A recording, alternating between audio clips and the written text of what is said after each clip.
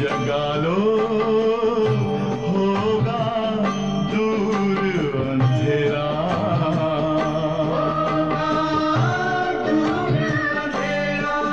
ओम शांति, ओम शांति, ओम शांति।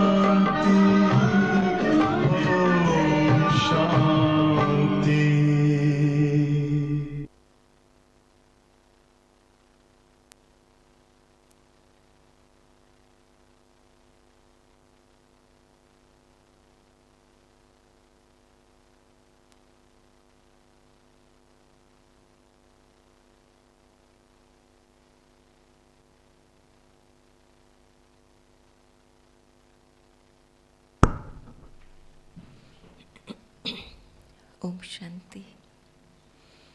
आज बाबा की 3 जनवरी की मुरली है। बाबा ने बहुत सुंदर पुरुषार्थ की बात समझाई है कि हम ज्ञानी तू आत्मा होने के नाते हमारी स्मृति में क्या रहना चाहिए और वो स्मृति हमें कितना सुखदायी बनाती है। अगर स्मृति में अविनाशी बातें हैं, अविनाशी पिता की स्मृति है या सतयुग की जब स्मृति, नई दुनिया की स्मृति है, तो आत्मा में कितना सुख की फीलिंग भर जाती है। और जो अंदर स्मृति में चलेगा वो बार बार वो फीलिंग क्रिएट करेगा और वो वैसा ही संस्कार बनाएगा। तो बाबा ने कहा कि जब जिस दुनिया में रह रहे हैं वो दुनिया दुख की दुनिया है, जमाना ही दुख का है।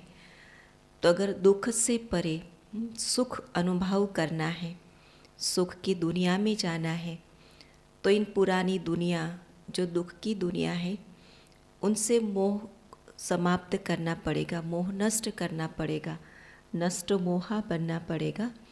क्योंकि ज्ञान का प्रमाण ही है कि हमने ज्ञान को समझा है और ज्ञान को हमने धारण किया है। उसका प्रमाण ही कि हमारा मोह नष्ट होता जाएगा। इसका मतलब ये नहीं है कि हम किसी संबंधी या परिवारजनों से हम बात नहीं करेंगे, लेकिन ज्ञानी आत्मा स्नेही ज़रूर बनेगी। वो स्वयं की स्नेही बनेगी, परमात्मा स्नेही बनेगी और साथ में पूरे परिवार, जो लौकिक अलौकिक परिवार के भी वो स्नेही बन जाती है। तो हर एक आत्मा से वो स्नेह ज़रूर करेंगे, लेकिन मोह नहीं होगा। और जहाँ मोह होता है वहाँ दुख ज़रूर महसूस होता है, क्योंकि जहाँ हमने मेरा समझा तो मेरा दुख ज़रूर पहुँचाएगा।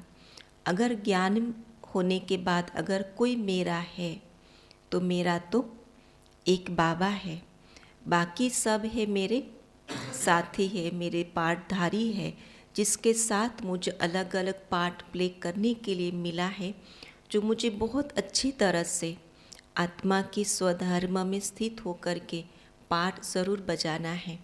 लेकिन मोहवश मेरा समझ कर कि अगर पार्ट बजाया तो वही पार्टधारी मुझे दुखी ज़रूर बनाएगा। लेकिन कई बार मनुष्य स्वभाव आज ऐसा समझ लेता है कि अगर दुख भी मिलता है तो किसी और से थोड़ी मिलता है, अपनों से ही तो मिलता है। मेरा तो है, मेरा तो बच्चा है, मेरा तो परिवार है, और कौन दुख देगा। तो दुख को भी इतना स्वीकार कर लिया है। और इसलिए बाबा के इतनी तमो प्रधान बुद्धि हो गई है कलयुग में कि वास्तविक सुख किसको कहा जाता है और दुख क्या है और कैसे आत्मा सच्चा सुख अनुभव करे, वो पहचान ही नहीं सकते हैं। तो बाबा आज उस बात को हमें स्पष्ट करते हैं कि कैसे आत्मा सुख धाम के मालिक बनने वाली है। तो ये दुख धाम पुरानी दुनिया से कैसे ममत्व मिट जावे, उसके बाबा आज युक्ति बताते हैं। तो बाबा कहते, मीठे बच्चे, यह सृष्टि व जमाना दुख का है, इससे नष्टो मोहा बनो, इससे नष्टो मोहा बनो, नए जमाने को याद करो, बुद्धि योग इस दुनिया से निकाल, बुद्धि युग इस दुनिया से निकाल, नई दुनिया से लगाओ।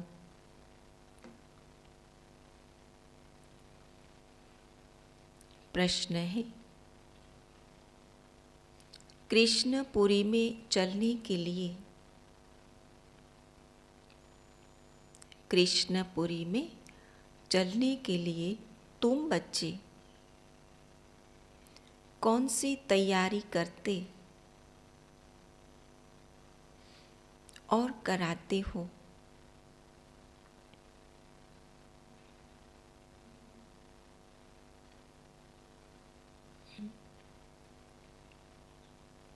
कौन सी तैयारी हम स्वयं करते हैं और औरों से भी वो तैयारी कराते हैं?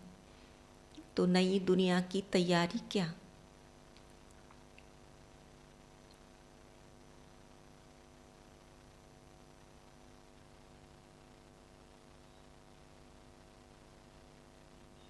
आज बाबा कहते कि नई दुनिया में जाने की तैयारी जा कौन सकेगा? जो संपूर्ण पवित्र होगा, जो सतो प्रधान होगा। तो सतो प्रधान बनने के लिए मेरा पुरुषार्थ, मेरी तैयारी क्या होगी कि 5 विकारों को जितना पवित्र बनना। तो बाबा कहते कृष्णपुरी में चलने के लिए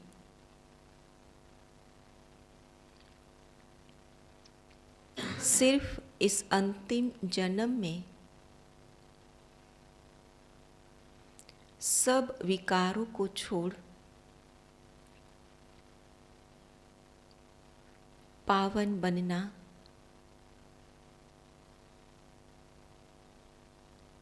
और दूसरों को बनाना है।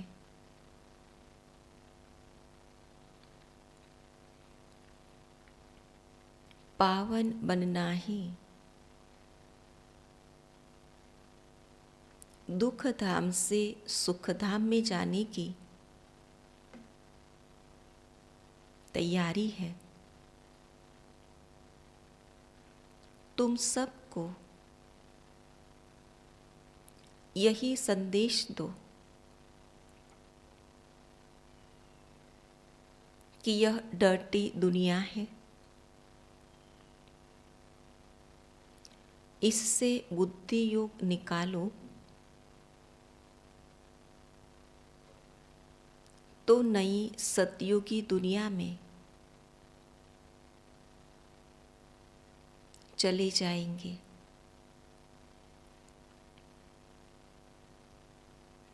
आज का गीत है, मुझको सहारा देने वाले तेरा शुक्रिया। ओम शांति। इस गीत में बच्चे कहते हैं कि बाबा, बच्चों की बुद्धि चली जाती है बेहद के बाप तरफ। जिन बच्चों को अब सुख मिल रहा है, स्वाभाविक है ना, मन वही जाएगा जहाँ उससे कुछ मिलता हो। तो अगर सुख मिलता है, कुछ प्राप्ति होती है, तो स्वाभाविक मन उसको याद करता है।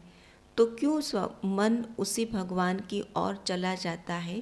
क्योंकि उन्होंने हमको सुख दिया है। तो बाबा कहते अथवा सुख धाम का रास्ता मिल रहा है। किससे मिलता है? किसी देहधारी मनुष्य वो रास्ता नहीं दिखा सकता, कितना भी आपका स्नेही हो, सहयोगी हो, लेकिन सुख का रास्ता केवल एक ही परमात्मा बता सकता है। तो बाबा कहते बुद्धियोग उसी तरफ चला जाना चाहिए। समझते हैं बरोबर बाप स्वर्ग के 21 जन्मों का सुख देने आया है। इस सुख की प्राप्ति के लिए स्वयं बाप आकर शिक्षा दे रहे हैं। सुख क्या होता है और सुख की अनुभूति क्या होती है, वो बाप ही समझाते हैं। समझा रहे हैं कि यह जो जमाना है, अर्थात इतने जो मनुष्य हैं, वे कुछ भी दे नहीं सकते हैं। देकर के वो क्या देगा? चीज़, वस्तु, धन, संपत्ति देगा, बाकी सुख कोई नहीं देगा। सुविधा के साधन देंगे, लेकिन आत्मा को जो रियल सुख चाहिए वो बाप के सिवाय कोई नहीं दे सकता। यह तो सब रचना है ना, आपस में भाई बहन है, तो रचना एक दो को सुख का वर्षा दे कैसे सकते। वर्षा बाप से मिलता है, भाई भाई को वर्षा नहीं दे सकता। तो बाबा कहते सुख का वर्षा चाहिए तो बाप से संबंध जोड़ना पड़े। सुख का वर्षा देने वाला जरूर एक रचयिता बाप ही होगा। इस जमाने में ऐसा कोई मनुष्य नहीं जो किसी को सुख दे सके, चाहे अपना बेटा भी क्यों ना हो, लेकिन वो भी सदाकालीन सुख नहीं दे सकता। सुख दाता सदगति दाता है ही एक सतगुरु। अब सुख कौन सा मांगते हैं, किस प्रकार का सुख चाहिए, है ना। यह तो सभी भूल गए हैं कि स्वर्ग में बहुत सुख थे और अभी नर्क में दुख है। तो जरूर सभी बच्चों पर मालिक को ही तरस पड़ेगा। किसको? और तरस पड़ा मालिक को, तभी तो इस संसार में अवतरित हुए हम बच्चों के लिए। हम बच्चों पर तरस पड़ा, तब बाबा आए और बाबा ने हमको वर्षा दिया। बहुत है जो सृष्टि के मालिक को मानते हैं, परंतु वह कौन है, उनसे क्या मिलता है, वह कुछ भी पता नहीं है, जानते नहीं है। मानते तो हर कोई, मानना ही पड़े क्योंकि दाता एक ही है। तो इसलिए जो है सत्य उसको तो हर कोई मानेगा, लेकिन जानना बहुत ज़रूरी है। और जानने के बाद उसको स्वीकार करना, तभी तो प्राप्ति की महसूसता हो। ऐसे तो नहीं कि मालिक से हमको दुख मिलता है। याद करते ही है उनको सुख शांति के लिए। तो भक्त भगवान को याद करते हैं ज़रूर प्राप्ति के लिए। दुखी है तब सुख शांति के लिए याद करते हैं। तो बेहद का सुख देने वाला एक है, बाकी हद का अल्पकाल सुख तो एक दो को देते ही रहते। टेम्पररी अल्पकालीन सुख तो हर कोई देता है, लेकिन बेहद का सुख कोई नहीं दे सकता है। वह कोई बड़ी बात नहीं है। बेटे ने कुछ साधन दे दिया, कुछ सोने की चीज़ परचेस करके दे दी, बहुत अच्छी गिफ्ट महंगे से महंगी दे दी, सुख दे दिया। पर बाबा कहते कि जो बेहद का सुख है, आत्मा का सुख, वो कोई नहीं दे सकता। वो कोई बड़ी बात नहीं है। बाबा कहते विनाशी चीज़ देना। भक्त सभी पुकारते हैं एक भगवान को। जरूर भगवान सबसे बड़ा है, उनकी महिमा बहुत बड़ी है, तो जरूर बहुत सुख देने वाला होगा ना। बाप कभी बच्चों को व जमाने को दुख नहीं दे सकते। बाप समझाते हैं, तुम विचार करो, मैं जो सृष्टि अथवा जमाना रचता हूँ तो क्या दुख देने के लिए? भगवान ने सृष्टि बनाई तो क्या दुख देने के लिए बनाई? जब इंसान के ऊपर दुख या विघ्न आपत्तियाँ आती है तो दोष किसको देते हैं? भगवान को, कि तूने दुनिया बनानी ही थी तो ऐसी दुनिया क्यों बनाई? सुख की दुनिया बनानी थी ना, दुख की क्यों बनाई? तो बाबा कहते कि मालिक कभी अपने बच्चों को दुख नहीं देता है। मैं तो रचता हूँ सुख देने के लिए, परंतु यह ड्रामा सुख दुख का बना हुआ है। मनुष्य कितने दुखी है। बाप समझाते हैं कि जब नया जमाना, नई सृष्टि होती है तो उसमें सुख होता है। मकान नया होता है तो कितना सुख देता है, लेकिन वही मकान पुराना बन जाता है तो दुख देता ही। कुछ आज गिरा, कहीं और दीवार पड़ गई, कहाँ और कलर निकल गया, या वाइट वॉश कराओ। तो बाबा कहते पुरानी चीज़ हमेशा दुख पहुंचाती है। दुख पुरानी सृष्टि में होता है, नई सृष्टि में सुख ही सुख है। सब कुछ पुराना जड़ जड़ीभूत हो जाता है। पहले जो मैं सृष्टि रचता हूँ उसको सतो प्रधान कहा जाता है। वो कौन सी सृष्टि? वो दुख की नहीं रचते, वो रचते ही सतो प्रधान सृष्टि। और सतो प्रधान पावन चीज़ कभी किसी को दुख नहीं पहुंचाती। दुख पहुंचाने वाली प्रधान चीज, तमो प्रधान प्रकृति, तो उस समय सभी मनुष्य कितने सुखी रहते हैं, क्योंकि हर एक सतो प्रधान है। वह धर्म अप्रायलोप होने के कारण कोई की बुद्धि में नहीं है। तुम बच्चे जानते हो, नया जमाना सतयुग था, अब पुराना है, तो आशा रखते हैं कि बाप जरूर नई दुनिया बनाएगा। पहले नई सृष्टि नए जमाने में बहुत थोड़े थे। आशा क्यों रखते भगवान आकर के नई सुख की दुनिया बनाएगा, क्योंकि उस दुनिया, सुख की दुनिया का आत्मा ने अनुभव किया है, और इसलिए दुख की दुनिया में उस परमात्मा से आश रखते हैं कि वो आएगा और नई सृष्टि रचेगा। और बहुत सुखी थे, जिन सुखों का पारावार नहीं था। नाम ही कहते हैं स्वर्ग, वैकुंठ, नई दुनिया, तो जरूर उसमें नए मनुष्य होंगे। नए मनुष्य माना आत्मा नई, आत्मा सतो प्रदान हो जाएगी, प्रकृति सतो प्रदान हो जाएगी, तो उसको नई कहा जाता है।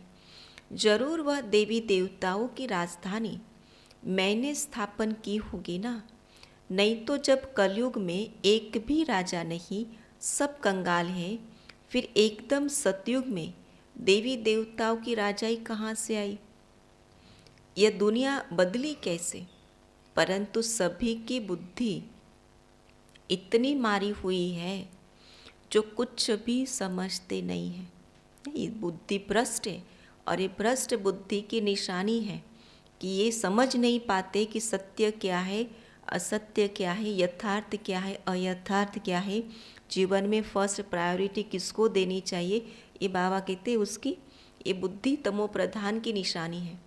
बाप आकर बच्चों को समझाते हैं। मनुष्य मालिक पर दोष धरते हैं। किस पर दोष?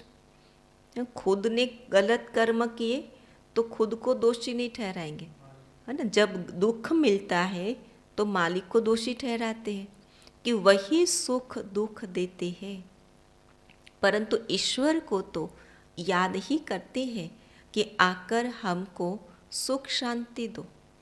अगर उसने दुख दिया तो फिर याद क्यों करते हैं उसको कि आकर के सुख शांति दो। तो स्वीट होम में ले चलो, फिर पाठ में तो जरूर भेजेंगे ना। कलयुग के बाद फिर सतयुग जरूर आना है। मनुष्य तो रावण की मत पर है, श्रेष्ठ मत तो है ही श्रीमत। बाप कहते हैं मैं सहज राजयोग सिखाता हूँ, मैं कोई गीता का श्लोक आदि नहीं गाता हूँ जो तुम गाते हो, है ना। इतनी हाई फाई संस्कृत लैंग्वेज हमको पढ़ाते हैं बाबा, संस्कृत में न कोई समझाते हैं। बाबा कहते मैं बच्चों को वही भाषा में समझाता हूँ जो बच्चे समझ सके। तो सहज राजयोग बाबा कहते समझाता हूँ। क्या बैठ गीता सिखाएंगे? मैं तो सहज राजयोग सिखाता हूँ। स्कूल में गीत कविताएं सुनाई जाती है क्या? स्कूल में तो पढ़ाया जाता है। तो बाप भी कहते हैं तुम बच्चों को मैं पढ़ा रहा हूँ, राजयोग सिखला रहा हूँ, मेरे साथ और कोई का भी योग नहीं है। सब मेरे को भूल गए हैं, और भूल का परिणाम क्या हुआ? भूल का परिणाम ही हुआ वो कंगाल बन गए, दुखी बन गए। तो बाबा कहते यही तो उसका परिणाम है। यह भूलना भी ड्रामा में नोंद है। अगर नहीं भूलते तो सुख में रहते, और सुख में रहते तो उनको आने की आवश्यकता ही नहीं पड़ती। तो बाबा कहते मैं आकर फिर याद दिलाता हूँ, मैं तो तुम्हारा बाप हूँ। मानते भी हो इनकॉर्पोरियल गॉड है, तो उनके तुम भी इनकॉर्पोरियल बच्ची हो। बाप इनकॉर्पोरियल तो बच्चे भी तो कैसे होंगे? जैसे बाप वैसे बच्चे। तो निराकार आत्माएं तुम फिर यहाँ आते हो पाठ बजाने। सभी निराकार आत्माओं का निवास स्थान निराकारी दुनिया है, जो ऊंचते ऊंच है। यह साकारी दुनिया, फिर आकारी दुनिया, और वह निराकारी दुनिया सबसे ऊपर तीसरे तबके पर है। तो बाप सम्मुख बैठ बच्चों को समझाते हैं। हम भी वहाँ के रहने वाले हैं। क्या समझाते सम्मुख बैठ करके कि जहाँ बाप रहने वाला है वैसे वहाँ हम बच्चे भी रहने वाले हैं, केवल पाठ बजाने के लिए इस सृष्टि रंगमंच पर आए हैं। जब नई दुनिया थी तो वहाँ धर्म एक था जिसको हेवन कहा जाता है। बाप को कहा ही जाता है हेवनली गॉड फादर। कलयुग है कंसपुरी, सतयुग है कृष्णपुरी। तो पूछना चाहिए अब तुम कृष्णपुरी चलेंगे? क्या पूछो? जब कृष्ण से प्यार है, कृष्ण को याद करते हो, तो बाबा कहते उनकी दुनिया में चलेंगे। अगर तुम कृष्णपुरी चलने चाहते हो तो पवित्र बनो, क्योंकि वो स्वयं श्री कृष्ण तो संपूर्ण सतो प्रधान है, उनकी दुनिया भी सतो प्रधान है। तो ऐसी दुनिया में अगर जाना है तो स्वयं को ऐसा बनाना पड़ेगा, तभी तो दुनिया में जा सकेंगे। तो जैसे हम तैयारी कर रहे हैं दुख धाम से सुख धाम में चलने की, ऐसे तुम भी करो। उसके लिए विकार जरूर छोड़ने पड़ेंगे। अगर परेशानी दुख से छूटना है, सुख धाम में जाना है, तो दुख देने वाले 5 विकार हैं। दुख देने वाली चीज़ को छोड़ना पड़ेगा। यह सबका अंतिम जन्म है, सभी को वापस जाना है। क्या तुम भूल गए हो कि 5000 वर्ष पहले ये महाभारी लड़ाई नहीं लगी थी? बाबा कहते महाभारती लड़ाई के समय को भी 5000 वर्ष दिखाते। तो बाबा कहते अब भूल गए हो क्या? जिसमें सभी धर्म विनाश हुए थे और एक धर्म की स्थापना हुई थी। तो सतयुग में देवी देवता ही थे ना, कलयुग में नहीं है। अब तो रावण राज्य है, आसुरी मनुष्य है, उन्हों को फिर देवता बनाना पड़े तो उसके लिए आसुरी दुनिया में आना पड़े, वह दैवी दुनिया में आएंगे। कहाँ आए? विवेक क्या कहे? आसुरी दुनिया में आवे तभी तो उनसे मुक्त करे। वह दोनों के संगम पर आएंगे। तो गाया भी हुआ है कल्प कल्प कल्प के संगम युगे युगे आता हूँ। बाप हमको ऐसे समझाते हैं, हम उनकी श्रीमत पर हैं। कहते हैं मैं गाइड बन तुम बच्चों को वापस ले जाने के लिए आया हूँ। सदा सुखी बनने के लिए वो हर समय वो गाइड करता है, हर समय वो सुख का रास्ता बताता है। इसलिए मुझे कालों का काल भी कहते हैं। कल पहले भी महाभारी लड़ाई लगी थी जिससे स्वर्ग के द्वार खुले थे, परंतु सभी तो वहाँ नहीं गए, सिवाय देवी देवताओं के। जो योग्य बने, पवित्र बने, वही उसके मालिक बने। बाकी सब कहाँ गए? बाकी सब शांति धाम में थे। तो मैं निर्वाण धाम का मालिक आया हूँ सभी को निर्वाण धाम ले जाने। तुम रावण की जंजीरों में फंसे हुए विकारी मुत पलिती आसुरी गुणों वाले हो। काम है नंबर 1 डर्टी, फिर क्रोध लोभ नंबर 1 डर्टी है। तो सारी दुनिया से नष्ट मोहा भी होना है, तब तो स्वर्ग चलेंगे। स्वर्ग में चलने के लिए पुरानी दुनिया से नष्ट मोहा बनना पड़े। जैसे बाप हद का मकान बनाते हैं तो बुद्धि उसमें लग जाती है। बच्चे कहते बाबा इसमें यह बनाना, अच्छा मकान बनाना।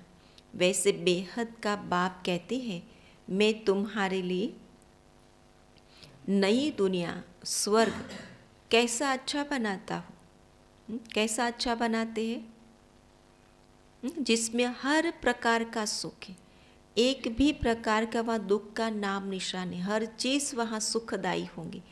तो बाबा तो तुम्हारा बुद्धियोग पुरानी दुनिया से टूट जाना चाहिए ना।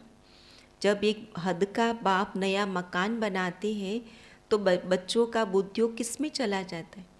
नए मकान में। और बाप को कहते ऐसा बनाना, हमारे लिए वहाँ ऐसा करना, वहाँ ऐसी सुविधा करना। तो बाप कहते मैं तो तुम्हारे लिए पूरी दुनिया ही नहीं बनाता हूँ, तो वहाँ अपना बुद्धियोग चला जाना चाहिए। बाबा हमको कहाँ कैसे कैसे महल के मालिक बनाते हैं। यहाँ रखा ही क्या है, देह भी पुरानी, आत्मा में भी खाद पड़ी हुई है, वह निकलेगी तब जब तुम योग में रहो।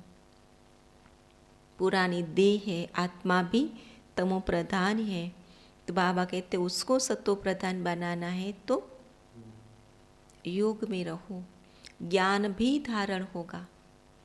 यह बाबा भाषण कर रहे हैं ना, हे बच्चे तुम सभी आत्माएं मेरी रचना हो, आत्मा के स्वरूप में भाई भाई हो। अब तुम सभी को मेरे पास वापिस आना है। अभी सब तमो प्रधान बन चुके हो।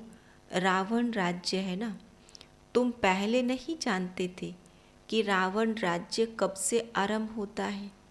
सतयुग में 16 कला है, फिर 14 कला होती है।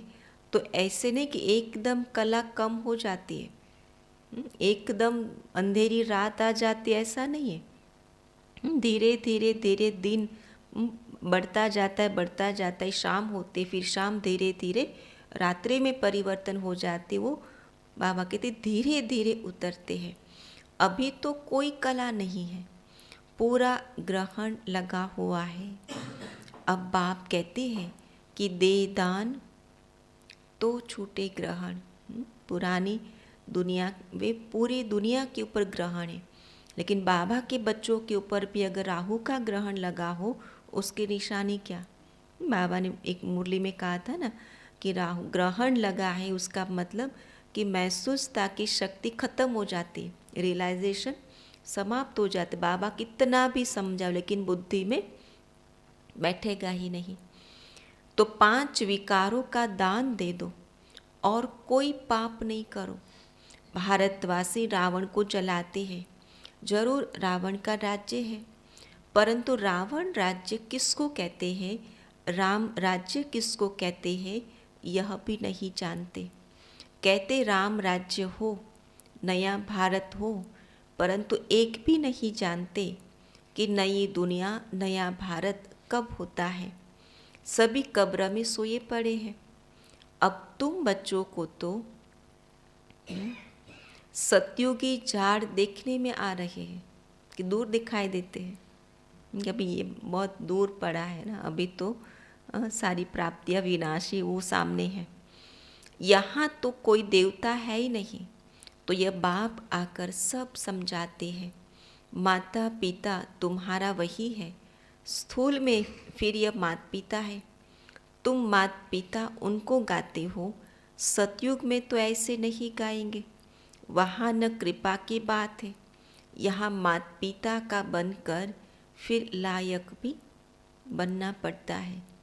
बाप स्मृति दिलाते हैं, हे भारतवासी तुम भूल गए हो तुम देवताएं कितने धनवान थे, कितने समझदार थे, कि एक भी मंत्री की वजीर को रखने की आवश्यकता ही नहीं पड़ती थी। और यहाँ तो मंत्री वजीर तो क्या भगवान भी समझाते फिर भी नहीं समझ में आता है ना। तो इतने बेसमझ बन गए। अब बेसमझ बन देवाला मार दिया है।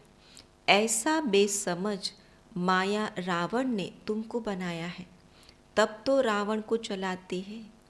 दुश्मन का एफिजी बनाए उनको जलाते हैं ना। तुम बच्चों को कितनी नॉलेज मिलती है, परंतु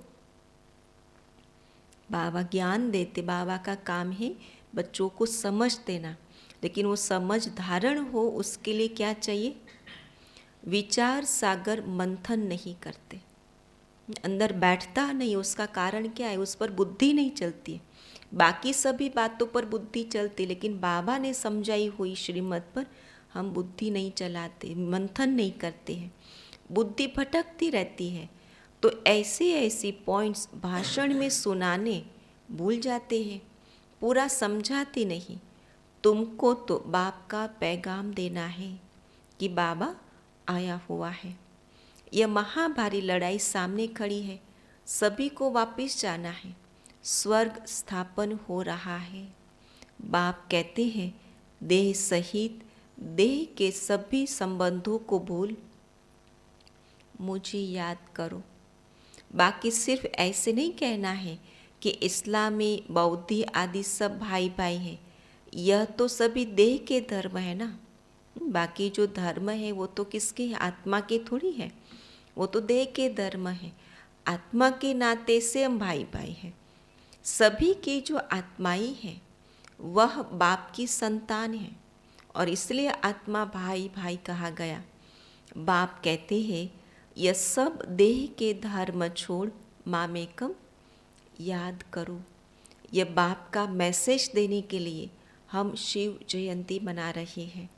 हम ब्रह्मा कुमार कुमारियाँ शिव के पौत्रे हैं। हमको उनसे स्वर्ग की राजधानी का वर्षा मिल रहा है।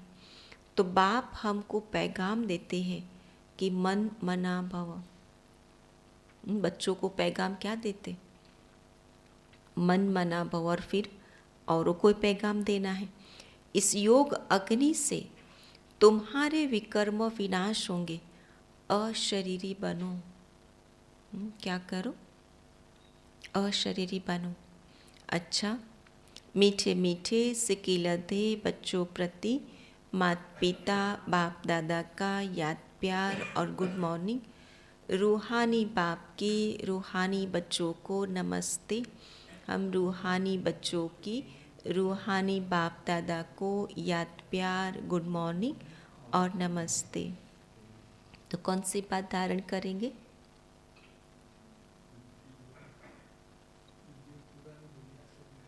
पुरानी दुनिया से बुद्धियोग निकाल, नष्ट मोहाबन एक बाप से और नई दुनिया से लगाना है।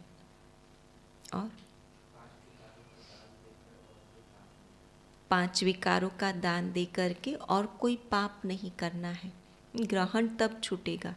और इसलिए अभी भी अगर ग्रहण का प्रभाव है तो कोई न कोई कमज़ोरी है, कोई न कोई विकार है, तो छोड़ने का पुरुषार्थ ज़रूर करना है।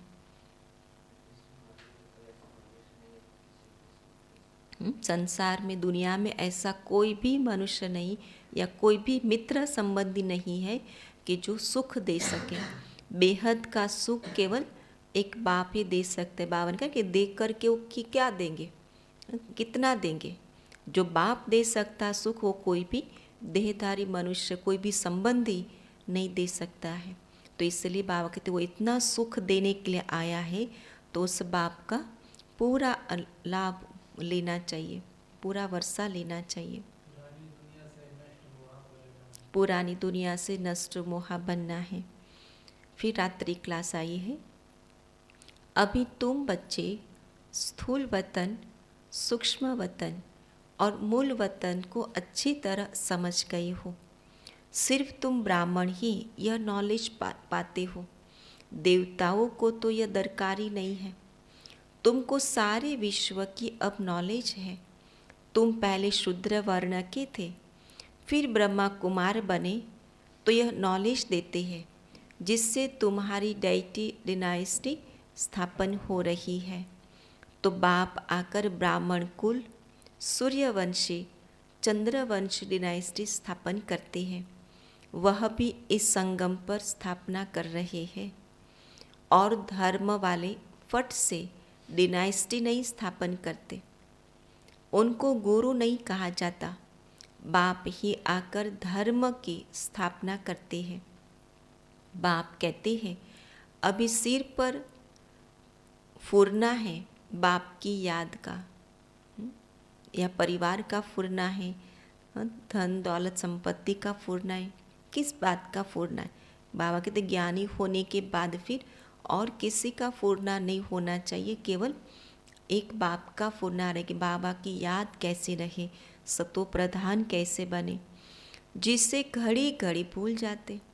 फुरना रहना चाहिए, एक बाप की याद रहे और वही भूल जाते। तो पुरुषार्थ कर धंधा आदि भी करते रहे और याद भी करते रहे हेल्दी बनने के लिए। तन भी हेल्दी रहेगा तो आत्मा भी हेल्दी बनेगी। बाबा कहते बाप कमाई बड़ी जोर से कराते हैं, इसमें सभी कुछ भूलना पड़ता है। ये जोरदार कमाई के लिए सब भूलना पड़े, बच्चे दोतरे पोतरे सब भूले तब उस कमाई हम कर सके। हम आत्मा जा रही है, प्रैक्टिस कराई जाती है। खाते हो तो क्या बाप को याद नहीं कर सकते हो?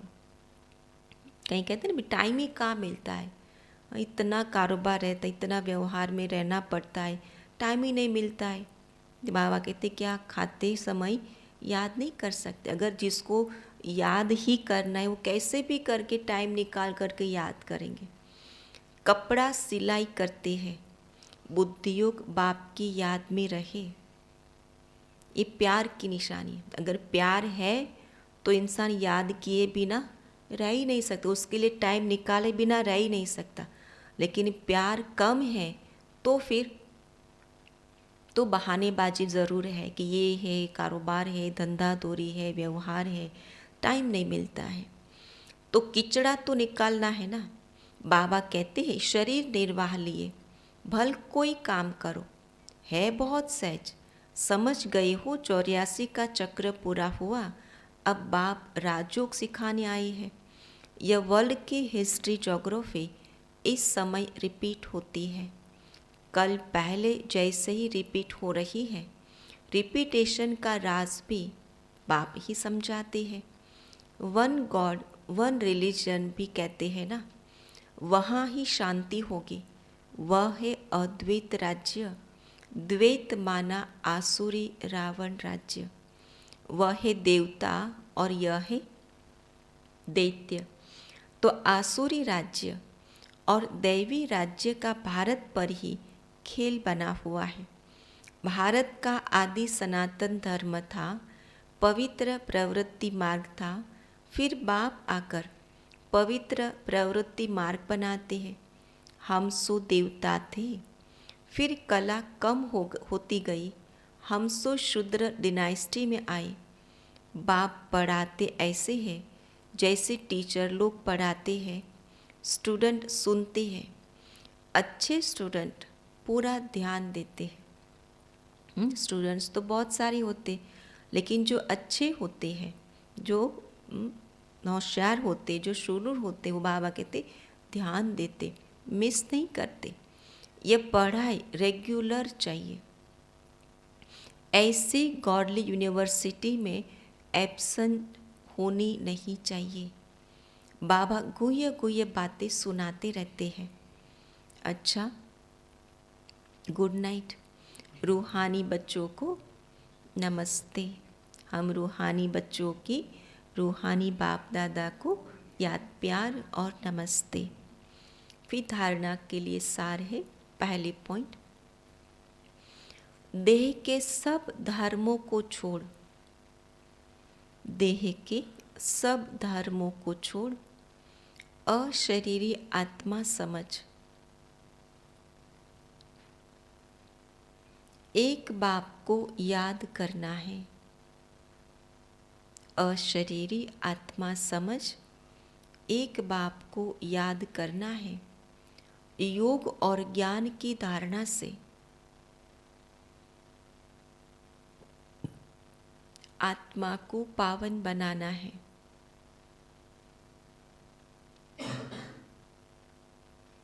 दूसरी पॉइंट, बाप जो नॉलेज देते हैं उस पर विचार सागर मंथन कर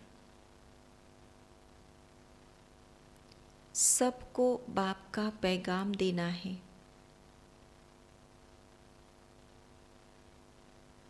बुद्धि को भटकाना नहीं है, बुद्धि को भटकाना नहीं है। वरदान है, बाप के कदम पर कदम रखते हुए, बाप के कदम पर कदम रखते हुए परमात्मा दुआएं प्राप्त करने वाले आज्ञाकारी भव। विस्तार है, आज्ञाकारी अर्थात बाप दादा के आज्ञा रूपी कदम पर कदम रखने वाले। ऐसे आज्ञाकारी को ही सर्व संबंधों से परमात्मा दुआएं मिलती है। यह भी नियम है।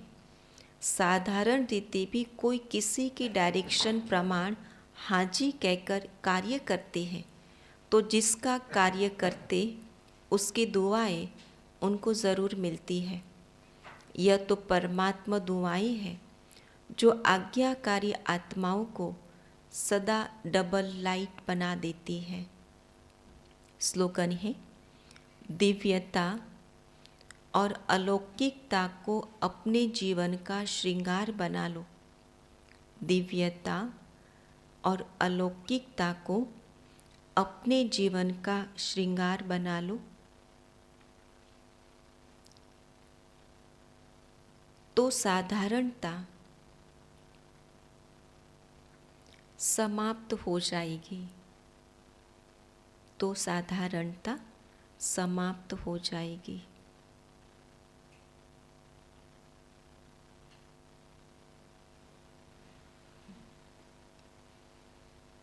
ब्राह्मण जीवन का सच्चा श्रृंगार है दिव्यता और अलौकिकता।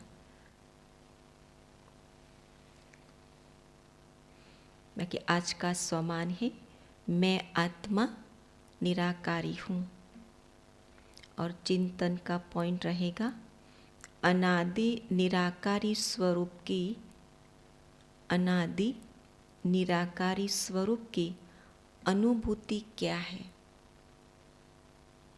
आज बार बार ये प्रैक्टिस करना है, उसको अनुभव करना है और इस अभ्यास से क्या प्राप्तियाँ है। निराकारी स्वरूप के अभ्यास से प्राप्तियाँ क्या है उसका चिंतन करके पहले प्रैक्टिस करना, अनुभव करना और फिर लिखना है उसकी प्राप्तियाँ। फिर योगाभ्यास है, मैं निराकारी आत्मा परम धाम में ओरिजिनल स्वरूप में शांत, शुद्ध, पवित्र, चमकता हुआ दिव्य सितारा हूँ। इस स्वरूप में स्थित हो मास्टर ज्ञान सूर्य स्थिति का अनुभव करें। क्या अभ्यास करना है? मैं निराकारी आत्मा परम धाम में ओरिजिनल स्वरूप में शांत, शुद्ध, पवित्र, चमकता हुआ दिव्य सितारा हूँ। इस स्वरूप में स्थित हूँ मास्टर ज्ञान सूर्य स्थिति का अनुभव करना। ओम शांति।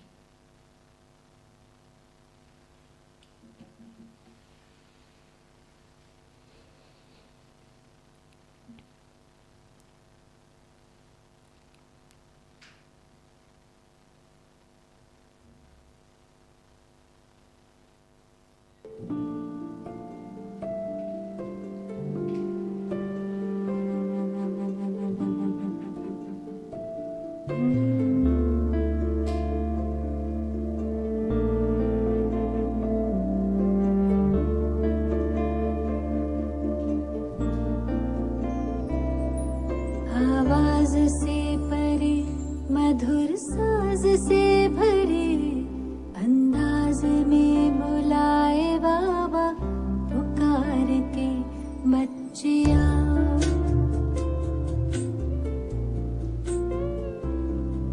आवाज से परे, मधुर साज से भरे,